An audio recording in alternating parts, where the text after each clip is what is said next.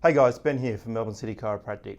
Today what I want to demonstrate is the plank exercise, but I'm going to do it in a very specific way with a lot of variations. The reason being is I think a lot of people go into the plank exercise with a too hard a difficulty too early on, and they never get the true benefits of what the plank exercise is really all about.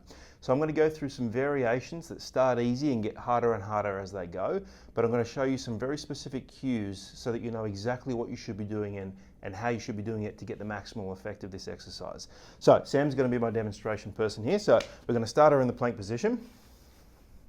Now, the key is to get elbows underneath shoulders. That should be the very first position we focused. A lot of people end up with their elbows too far in front or too far behind, so be conscious of that. And the next thing, we're going to have the hips at an angle of 45 degrees. You see 45 degrees here. Now, the first thing Sam's going to focus on is her shoulders, and she's going to make sure that her shoulder blades are partially retracted. So she's going to pull those shoulder blades back for me all the way, and now she's going to push them out all the way. And where we want her to be is about halfway between there, maybe a little bit further. That's perfect, okay? She's going to maintain that retraction. Now we're going to focus on the pelvis. Now, we want her to be in relative posterior pelvic tilt. To get a feel of what that is, do an anterior pelvic tilt first. You see Sam is sticking her tailbone up in the air. And now we're going to get her to pull her belly button back into her spine. That's key. This is a position you have to be maintaining. Now, most people, when they do that posterior pelvic tilt, they round through their lumbars. We want to avoid that. So while Sam is going to pull her belly button in, she's also going to focus on keeping her tailbone up a little bit. That was perfect, okay? Just a little bit more with the belly, that's great. And you'll see now she's maintained a very neutral spine position. That is the start position with the plank. Sam can give a break there. Now, that looks pretty easy, and a lot of people might look at that and go, well, that seems so basic. You do that with all those cues as specifically as what I'm describing, and that is very hard work. And you'll find you get a little bit of a shake, a little bit of a wobble, which is exactly what you're going for. Unless you can do that easily for a minute, that is the exercise you should be focusing on. You shouldn't move to any next level beyond that.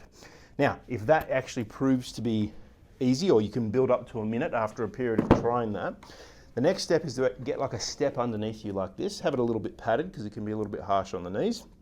And Sam's going to go back into it. Now, exactly the same position as what we were talking about. She's going to come shoulders under the knees. I'm just going to move this back a little bit for her. That's it. And so what we're doing here is we're bringing the step up, and what it's doing is opening Sam's hips up a little bit further, and that's going to make it another level of challenge for her again. So again, elbows are under the shoulders nicely, mid kind of retraction with the shoulder blades. Again, posterior pelvic tilt, really pulling belly into spine without kind of rounding the back here, feeling nice and neutral. Sam's doing that really nicely at the moment. And again, you're going to hold that position for as long as you possibly can. You're actively looking for that shake. If you feel like that's tipping a little bit, it's starting to do that for Sam now. She's going to pull back again through that belly button. That's even better. That's the next progression. Okay, have a break there, Sam. Once you've got that one down, and again, you'd be wanting to do that for a minute quite easily without really feeling like you're getting too much of the shakes before you progress to the next one. We're going to come back to the next level again. Sam's going to come back down. So same thing, elbows under shoulders, knees at 45 degrees. She's going to find the same position, mid-back retraction, posterior pelvic tilt, pulling belly button in, keeping spine neutral. Just have this a little bit flatter through here, Sam. That's good. Okay. Now, just pull a little bit more of the belly in. Beautiful. That's the spot. Now, what Sam's going to do is she's going to straighten one of her legs, let's say the right one for now. She's going to come onto her toes without losing this position. So she's got to work very, very hard. Once she feels like she can do 30 seconds on that leg, she switches over. She does the other leg. Now, you'll notice there's a little bit of twist and rotation with that with Sam. So she should actually probably focus on the level before that to get maximal effects of this. But once you've got that, that's the next stage. And then once you know you can do 30 seconds on each leg, one directly after the other, you're at a stage where you can start to progress to both feet on the ground.